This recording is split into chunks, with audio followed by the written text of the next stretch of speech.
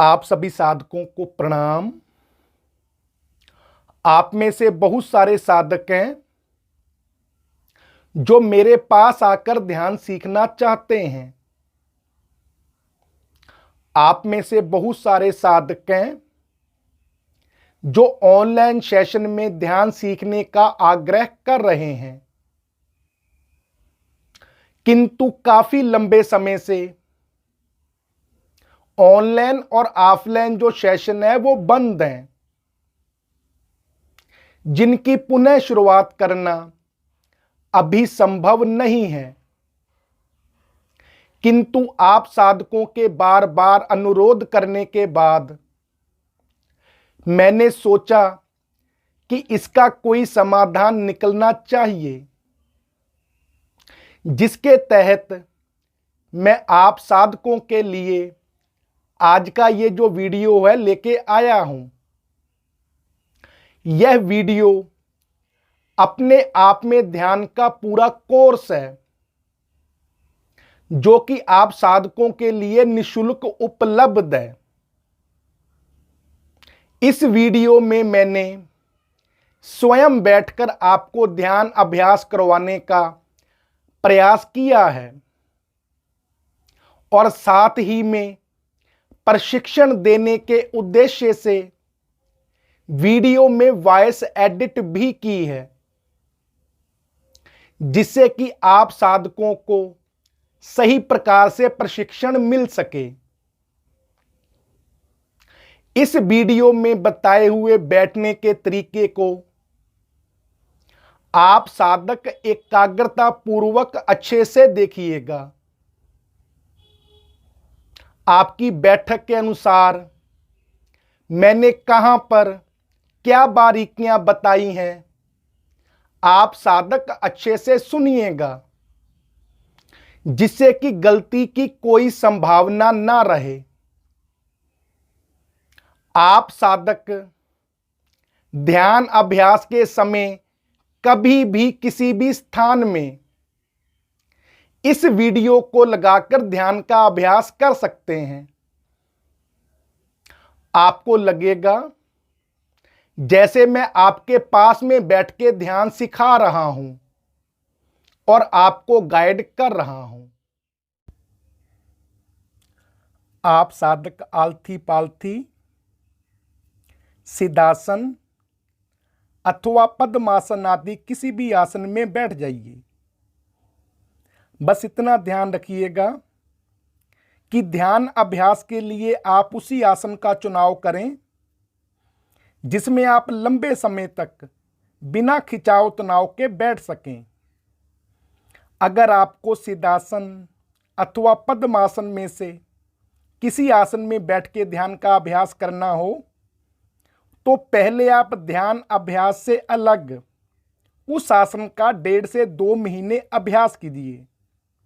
जब आप उस आसन में 20-25 मिनट तक बिना खिंचाव तनाव के बैठ सकें, तब आप उसका ध्यान में प्रयोग कर सकते हैं। जब तक आपको किसी विशेष आसन का अभ्यास नहीं हो जाता, तब तक आप आलथी पालथी मार के बैठ जाइए। जहां पर आपकी गर्दन सीधी होती है, वहां से अपने सर को थोड़ा ऊपर कीजिए, जिससे कि आपकी रीढ़ की हड्डी मेरुदंड सीधा हो जाए। दोनों हाथों को अपनी गोदी में रखिए, लेफ्ट के ऊपर राइट। आपकी जो पीठ है वो सीधी तो रहे, लेकिन कहीं पर भी खिंचाव तनाव नहीं होना चाहिए। अपनी पलकों को बहुत धीरे से बंद कीजिए, जिससे कि आपकी आंखों की पुतलियां दबे नहीं। आप दोनों हाथों को जोड़ लीजिए और जिन्हें भी आप आइडल मानते हों, भगवान शंकर जी, भगवान श्री कृष्ण जी, महाअवतार बाबा जी आदि जो भी ध्यान में आपके आइडल हों, आप उनका स्मरण कीजिए, उनका ध्यान कीजिए। कैसे ध्यान करना है? आपको उनकी एक ऐसी अवस्था का स्मरण करना है, ऐसी अवस्था का ध्यान करना है जिसमें वो बहुत ही शांत बैठे हैं, ध्यान में बैठे हैं उनके मुख से शांति और आनंद झलक रहा है।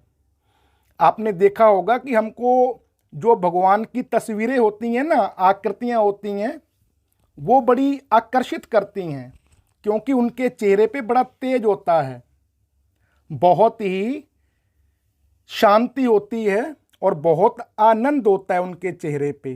तो आप उसी अवस्था में उनका स्मरण कीजिए, उनका ध्यान कीजिए। आप 2 मिनट 3 मिनट जितना समय आपको सुविधाजनक लगे उतना समय तक स्मरण कर सकते हैं।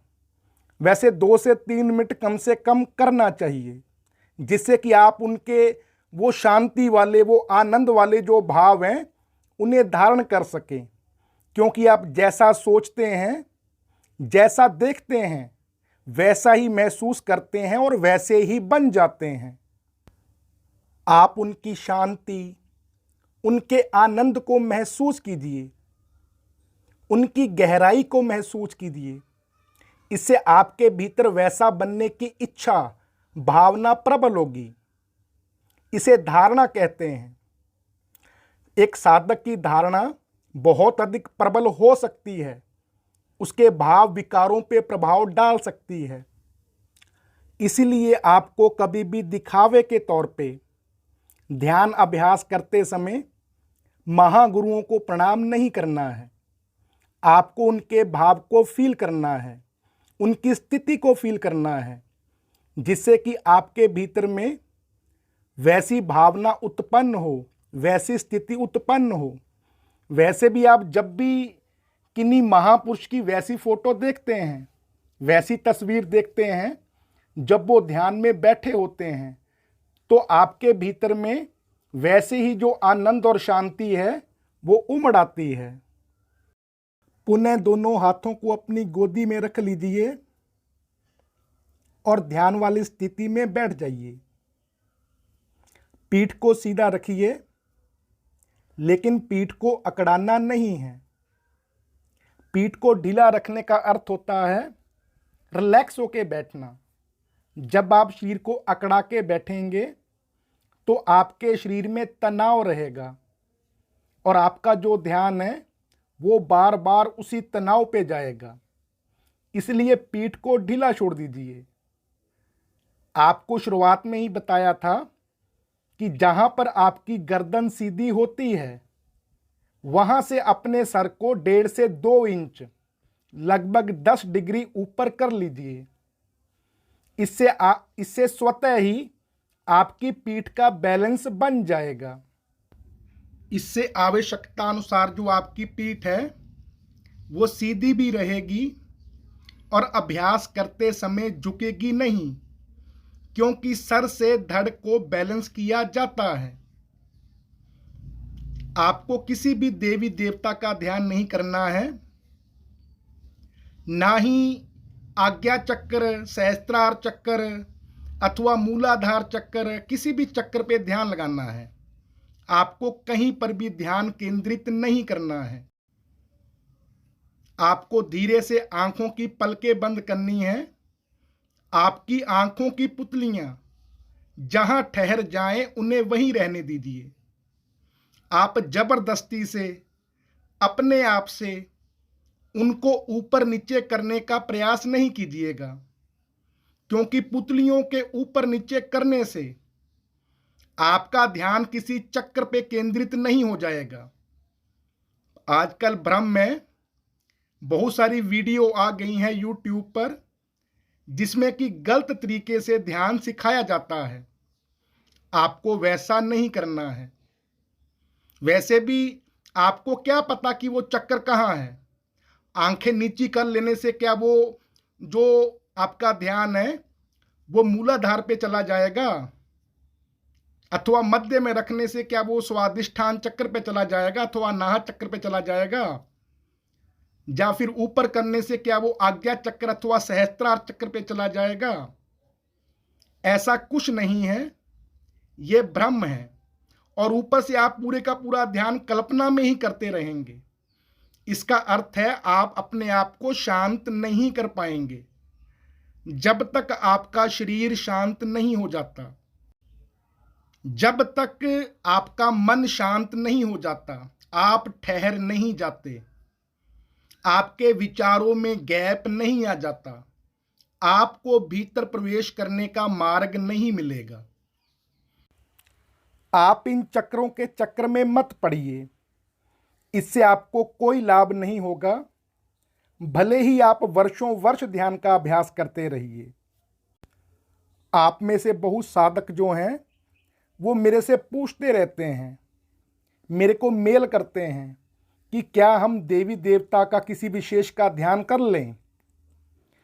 तो ऐसा करना भी कल्पना ही है, क्योंकि आपने जब तक किसी देवी देवता को देखा नहीं है तो आप उनका ध्यान कैसे कर सकते हैं। आपको कल्पना पे ध्यान नहीं करना है, आपको अभी किसी भी ईश्वर की खोज नहीं करनी है, आपको तो केवल अपनी खोज करनी है। आप अपनी खोज कर लेंगे कि आप क्या हैं, कौन हैं, तो ईश्वर की जो प्राप्ति है वो आपको स्वतः ही हो जाएगी। क्योंकि आप शरीर से ईश्वर को प्राप्त करना चाहते हैं, तो शरीर ईश्वर को धारण नहीं कर सकता। शरीर तो खुद नश्वर है, 5 तत्वों का पुतला है। आपको इसी संसार में मिलता है और इसी में छूट जाता है। जैसे कि अगर आपको भूख लगे तो आपके कपड़े थोड़ी ना रोटी खाएंगे, खाना खाएंगे, खाना तो आपको खाना पड़ेगा ना। वैसे ही जो ईश्वर हैं, अब वो कैसे हैं, किस रूप में हैं, वो आपको स्वतः ही प्राप्त तो हो जाएंगे। इसलिए आपको कल्पना में ईश्वर का ध्यान भी नहीं करना है। कहने का अर्थ केवल इतना है कि जिसे ईश्वर की प्राप्ति करनी है, जिसे ईश्वर को धारण करना है, आप उसे धारण कर लीजिए, उसे प्राप्त कर लीजिए। वो स्वतः ही ईश्वर को प्राप्त कर लेगा। धीरे से पलकों को बंद करने के बाद में गुदा भाग, नाभि के पीछे वाला रीढ़ की हड्डी का हिस्सा, कंधे, गर्दन और आंखों की पुतलियां, इन 5 स्थानों को ढीला छोड़ दीजिए। इन 5 स्थानों को ढीला छोड़ देने से आपके पूरे का पूरा जो शरीर है वो अपने आप रिलैक्स हो जाता है। क्योंकि यही वो संधियां हैं जहां पर तनाव होने से शरीर के उतने हिस्से में जो है वो तनाव उत्पन्न होता है। ये हिस्सों को ढीला छोड़ देने से आपका पूरा का पूरा जो शरीर है वो तनाव रहित तो हो जाएगा। अब आप इसी अवस्था में एकदम स्थिर बैठे रहिए। आपका ना तो सर हिले, ना हाथ हिले, ना आपके पैर हिले, ना बाजू हिले। एकदम स्थिर बैठे रहिए, पर्वत के समान, जैसे एक पुतला हो। मुर्दा के समान कर दीजिए अपने शरीर को। जैसे जैसे शरीर मुर्दा होता चला जाएगा, स्थिर होता चला जाएगा, शरीर और मन में संधि उत्पन्न हो जाएगी, अर्थात उनमें कटाव पैदा हो जाएगा। तो जो मन है वो अपने आप शांत होने लगेगा। शरीर और मन के स्थिर हो जाने पर आप में एकाग्रता घटित होती है, जिससे कि आप सुषुप्ति अवस्था में चले जाते हैं। एक ऐसी अवस्था जिसमें कि ना तो आप जागृत अवस्था में होते हैं और ना ही आप स्वप्न की अवस्था में होते हैं। जागृत और स्वप्न के बीच की अवस्था है सुषुप्ति अवस्था। सुषुप्ति अवस्था आने पर आपके विचारों में गैप आना शुरू हो जाता है। यहीं से ध्यान की शुरुआत होती है। इसी स्थिति में प्रथम बार आपको रीढ़ की हड्डी में हल्का हल्का स्पंदन महसूस होता है, जो कि आपकी ऊर्जा ऊपर जाने का सूचक है। आपके ऊर्ध्वगामी आप धीरे धीरे हो रहे हैं, ये इसका सूचक है। ये जो हल्का हल्का स्पंदन है, ये जहां आपकी नाभि है उसके पिछला जो हिस्सा है रीढ़ की हड्डी का, उससे चार चार अंगुल नीचे से लेकर के जहां गर्दन में आपके बालों का कट रहता है वहां तक फील होता है, उसके ऊपर जाकर के गायब हो जाता है। ये जो प्रक्रिया है काफी हफ्तों तक चलती रहती है। धीरे धीरे वो जो स्पंदन है वो फ्लो में बदलता है, और जैसे जैसे आपकी रीढ़ की हड्डी में ऊर्जा का फ्लो बढ़ता है वैसे वैसे अपने आप ही जो आपकी रीढ़ की हड्डी है वो सीधा होना शुरू हो जाती है। पहले तो ये जो स्पंदन है ये जहां पीछे आपके मोर रहते हैं, मतलब वो जो बालों का कट है उससे लगभग 4-5 अंगुल नीचे, केवल वहीं तक फील होता है। वहां पर काफ़ी फील होता है। वहां पर साधक के गांठ रहती है जो कि अधिक फ्लो से खुलती है। फिर उसको गर्दन तक जो है वो जो सेंसेशन है, स्पंदन है, वो फील होता है। इसके साथ ही आपकी जो रीढ़ की हड्डी है वो भी पूरी सीधी हो जाती है। और कुछ हफ्तों के बाद में जो आपके दोनों भौरे हैं उसके मध्य में जहां पर औरतें बिंदी लगाती हैं वहां पर हल्का हल्का स्पंदन महसूस होता है। ये जो प्रक्रिया है जो भौरों के बीच में घटित होती है ये लगभग लगभग 6 महीने तक चलती रहती है। कुछ साधकों के थोड़ा कम हो सकते हैं, 15-20 दिन, 1 महीना आगे पीछे, बाकी आपके अभ्यास पे डिपेंड करता है। अंदाजन 6 महीने चलती रहती है। उसके बाद में फिर ये आज्ञा चक्र से भी जो फ्लो है वो गायब हो जाता है।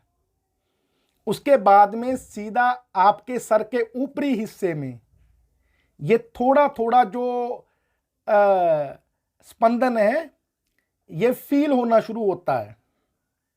ऊपरी हिस्से में आंखों के ऊपर जहां जहां आपके बाल रहते हैं, केवल खोपड़ी में, ऊपर के हिस्से में खोपड़ी के।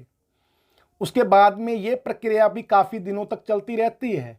वो जो स्पंदन है वो धीरे धीरे किरणों का रूप लेता है। फिर आपको लगेगा कि आपके मस्तिष्क में किरणें फूट रही हैं। ये प्रक्रिया भी काफी दिनों तक चलती रहती है।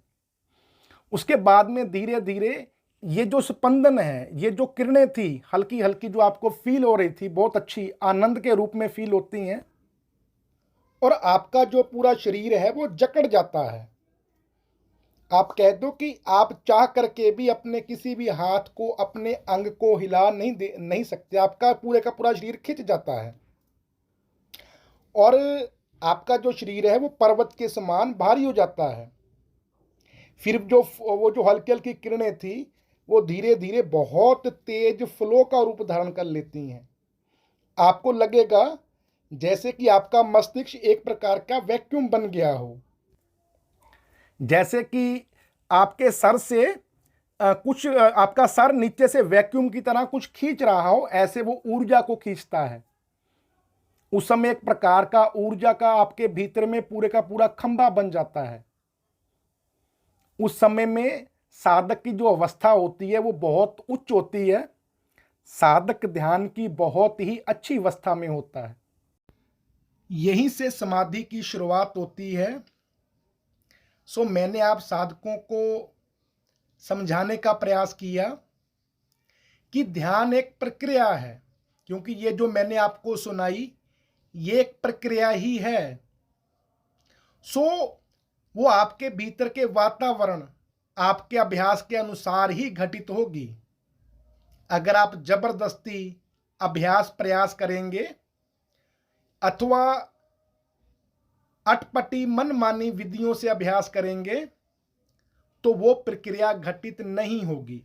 पहले प्रक्रिया घटित होती है, उसके बाद में ध्यान घटित होता है। अब हम किन्हीं विशेष टिप्पणियों पे बात कर लेते हैं जिनके बिना ध्यान अभ्यास करना निरर्थक है, जिनके बिना ध्यान अभ्यास हो ही नहीं सकता है।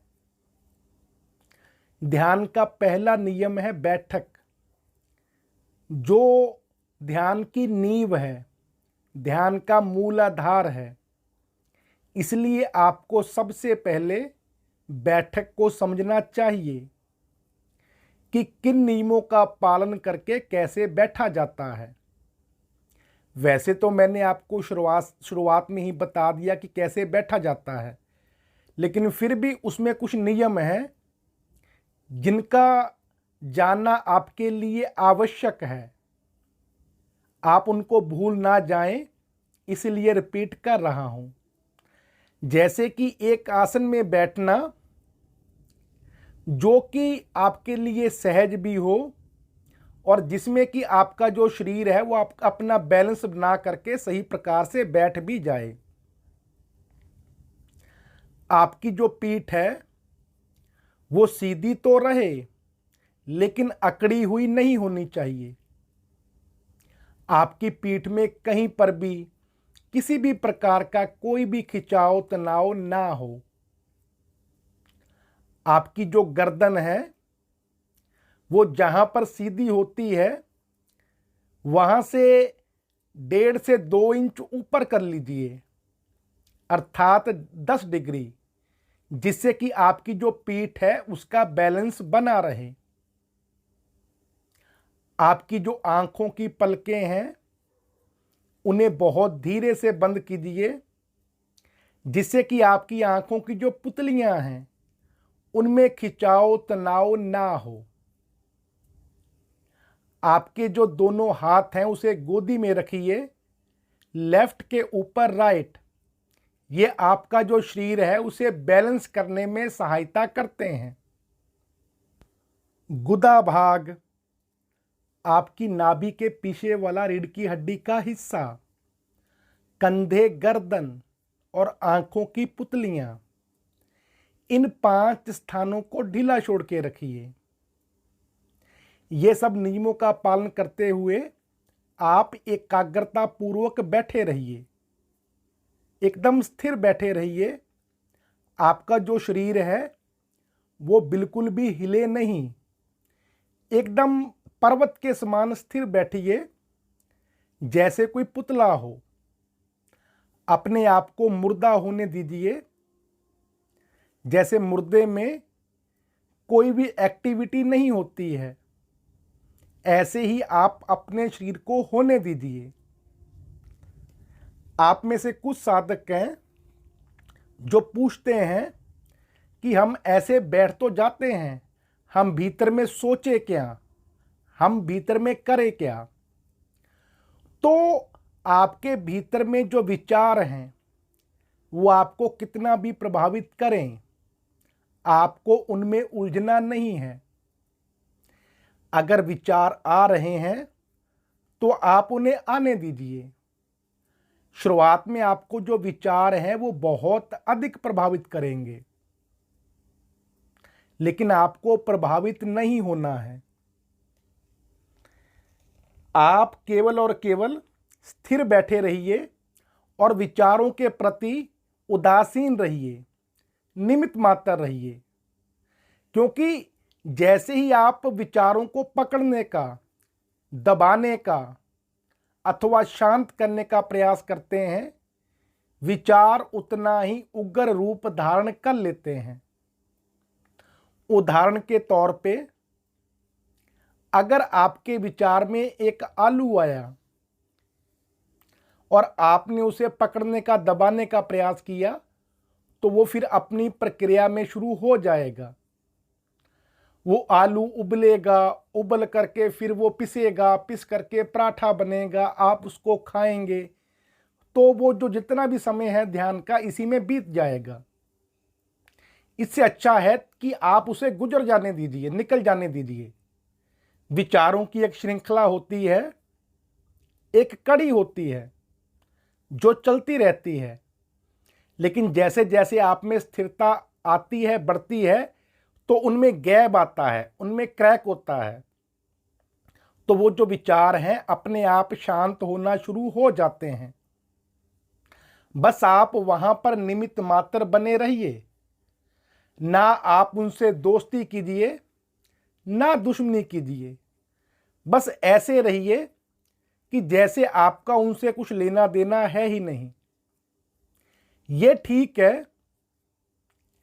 कि शुरुआत में जो विचार हैं वो आपको बहुत अधिक प्रभावित करेंगे, लेकिन आपको उनसे बहुत अधिक प्रभावित नहीं होना है। आप केवल बैठे रहिए और अभ्यास करते रहिए। जब विचार आप पर बहुत अधिक हावी होने का प्रयास करें, तब आप अपनी स्थिरता पे ध्यान दीजिए। अपने शरीर पे आ जाइए और देखिए, अपने शरीर को ऑब्जर्व कीजिए कि कहीं पर खिंचाव तनाव तो ना है, कहीं पर जो आपका शरीर है वो हिल तो नहीं रहा है, आप एकदम स्थिर बैठे हैं। ऐसा करने पर वो जो विचार हैं वो अपने आप ही कम हो जाते हैं। ये तो नहीं है कि वो आपका पीछा छोड़ देते हैं। जैसे जैसे आपका अभ्यास बढ़ता है, कुछ दिनों के बाद में वो शांत होना शुरू हो जाते हैं। जैसे कि शुरुआत में आप जब 10-12 मिनट लगातार कंटिन्यू सही अवस्था में बैठे रहेंगे तो विचार कम होना शुरू हो जाएंगे। जब आपको 1.5-2 महीने हो जाएंगे तो वही विचार 3 से 5 मिनट में शांत होना शुरू हो जाएंगे। जब आपको अभ्यास करते हुए 6 महीने बीत जाएंगे तो वो 3 मिनट से भी कम में ही अपने आप ही शांत होना शुरू हो जाएंगे। तीसरा और अंतिम नियम, आप अपने आप से जबरदस्ती शरीर से कोई भी क्रिया नहीं कीजिए।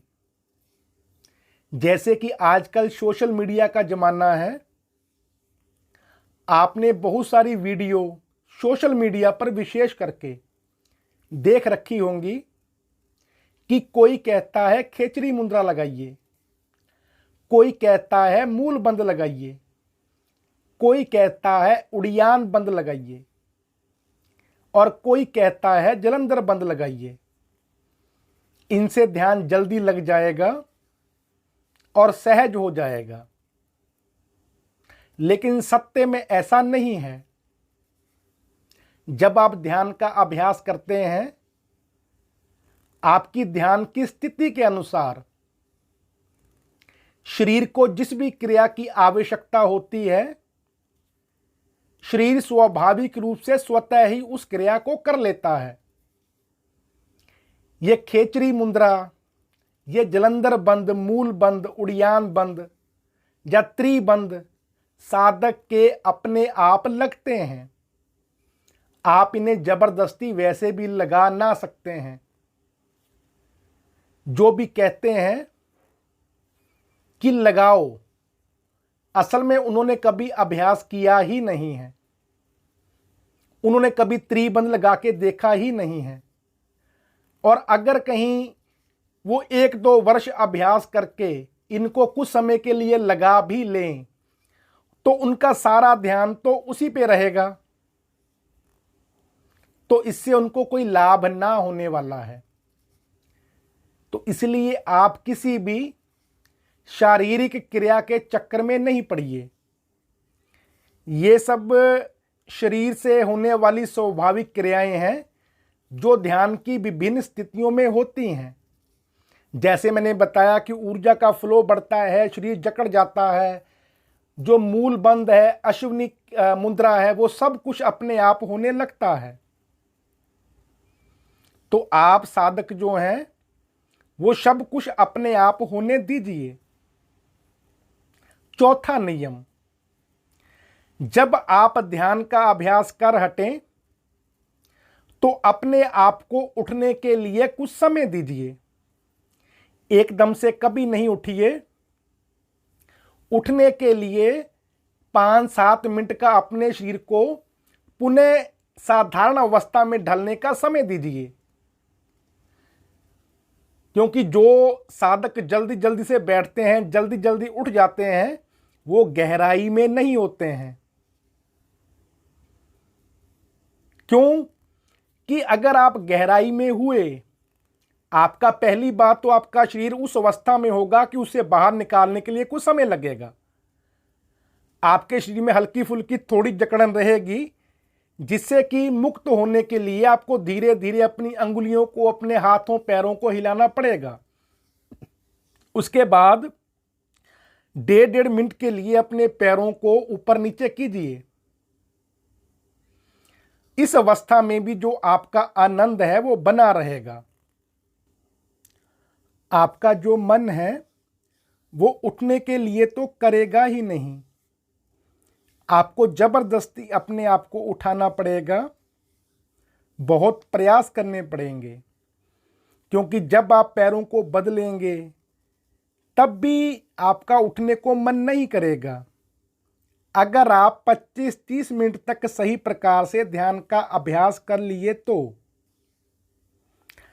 ठीक है।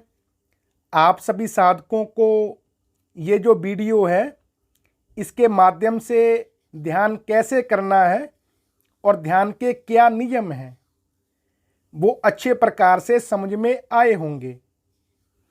अगर आप में से किसी भी साधक का किसी भी प्रकार का कोई प्रश्न हो तो आप कमेंट के माध्यम से अथवा ईमेल के माध्यम से पूछ सकते हैं। मेरे को ठीक लगा वो जो प्रश्न होगा आपका बाकी सभी साधकों के लिए भी लाभप्रद लगा तो मैं उस पर जो है वो वीडियो अवश्य बनाऊंगा। आप सभी साधकों